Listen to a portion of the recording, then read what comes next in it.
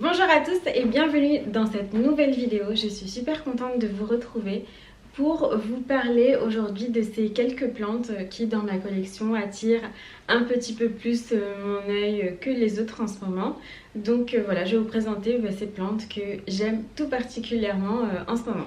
Alors vous le verrez, il n'y a pas de critères spécifiques.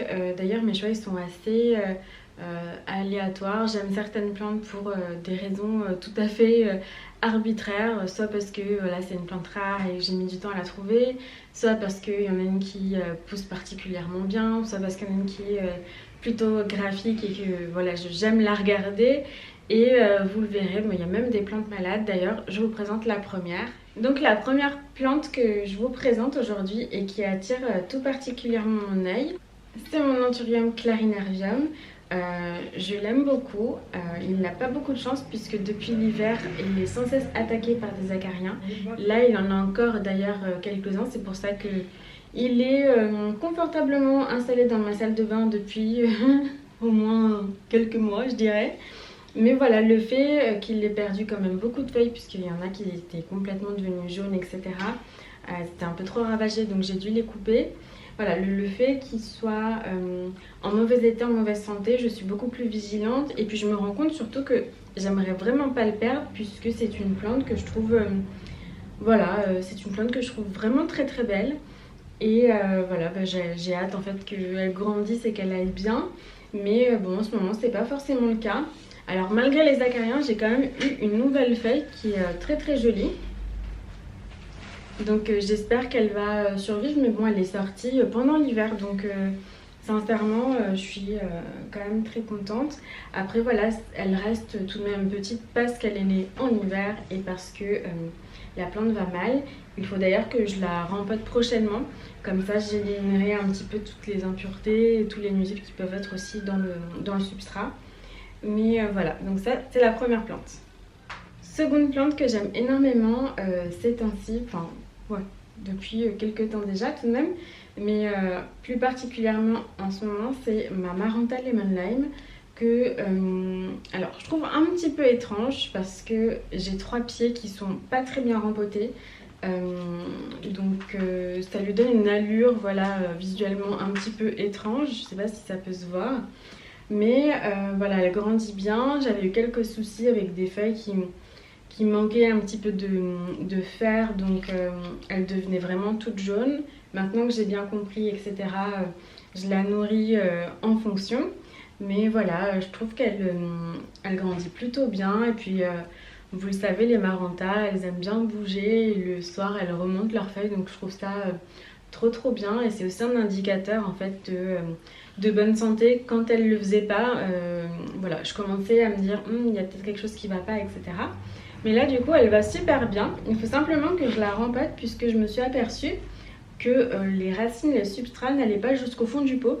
Donc il y a au moins une phalange, donc je dirais 2 cm. Donc c'est un petit peu étrange et le terreau commence un petit peu trop à se tasser. Donc voilà, je vais bientôt la rempoter. Et j'essaierai de lui donner une meilleure allure peut-être en rapprochant les pieds ou peut-être en laissant que 2 pieds et mettre un petit pied de côté pour un futur échange ou quelque chose comme ça. Mais en tous les cas, voilà, je l'aime beaucoup. La troisième plante que je voulais vous présenter, c'est un pothos néon que je trouve très beau. Alors certaines personnes n'aimeront pas trop son allure parce que voilà, effectivement il a des feuilles qui sont un petit peu plus vertes que d'autres parce que voilà, c'est un petit peu la pousse d'hiver, il y a moins de lumière, etc. Donc les feuilles sont un petit peu plus foncées.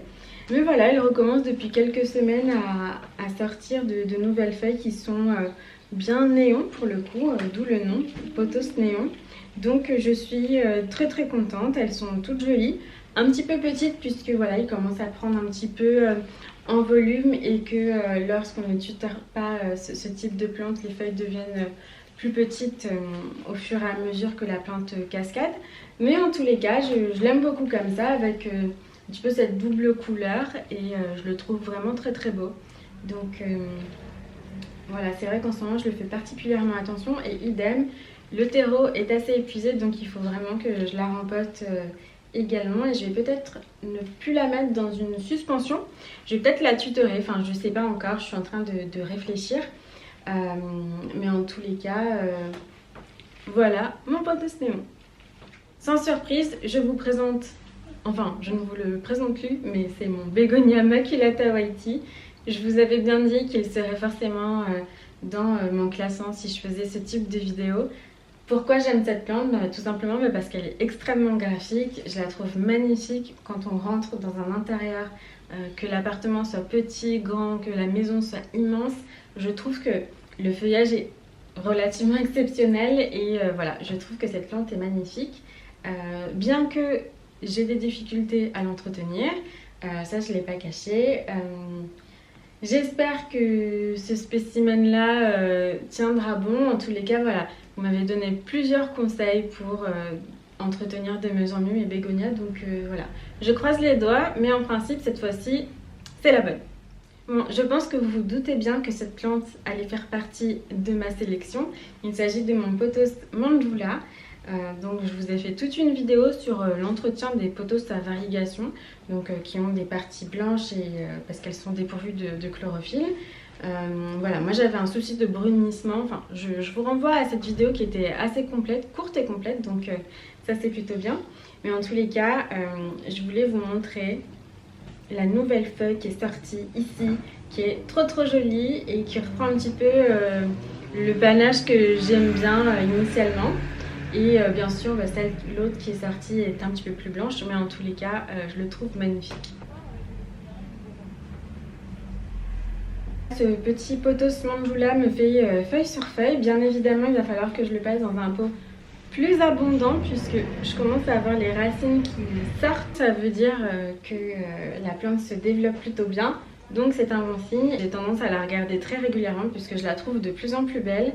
Et j'aime beaucoup la forme qu'elle est en train de prendre. Donc j'espère que lorsque je vais la passer dans un pot un petit peu plus grand, je vais la laisser en soigne, hein, bien évidemment. Vous avez compris que c'était le substrat que je maîtrisais bien pour le Mandjoula. J'espère que je réussirai à garder cette forme puisqu'il a quand même plusieurs petits pieds à la base. Donc bon, on verra bien ce qu'il en est. Plante suivante, c'est mon Syngonium Frosted Heart que j'aime énormément, qui est pas... Ce n'est pas la plante la plus simple que j'ai à la maison, elle est plutôt compliquée je trouve à comprendre, mais là je suis contente puisqu'il y a 2 feuilles en préparation, donc j'ai bien hâte qu'elle sorte. Je sais déjà qu'il y en a une qui sera abîmée, mais le fait qu'elle pousse et qu'elle montre un petit peu des signes de vie, c'est plutôt positif, sachant que je l'ai depuis un petit peu moins d'1 an, mais elle a quand même énormément végété. Donc voilà, je suis très contente. Les feuilles commencent à avoir une taille que j'apprécie tout particulièrement. Je suis super contente, je la regarde tout le temps et puis j'espère vraiment que ça ira parce que je la trouve hyper sensible aux nuisibles et notamment aux acariens qui l'ont attaquée déjà 2-3 fois pendant l'hiver. Donc j'ai réussi à sauver une bonne partie, donc je suis plutôt contente. Mais voilà, sachez que si vous voulez ce type de Syngonium, c'est assez sensible. Et je rajoute également que par rapport à d'autres Syngoniums un peu plus communs ou un peu plus faciles à trouver, celle-ci elle est plutôt rare, difficile à trouver, chère et la pousse n'est pas non plus fulgurante. Alors dites-moi si vous avez ce Syngonium et comment vous trouvez en fait sa croissance. Voilà, on arrive à la fin de ma sélection, j'espère que ça vous a plu. Dites-moi en commentaire quels sont vos petits coups de cœur du moment, même si voilà, globalement, a priori on aime toutes les plantes qu'on achète et qu'on a chez soi. Mais voilà, de temps en temps, je trouve qu'on a quelques préférences, etc. Donc je suis curieuse de savoir quelles sont les vôtres. Je vous fais plein de bisous et je vous dis à bientôt dans une prochaine vidéo. Salut!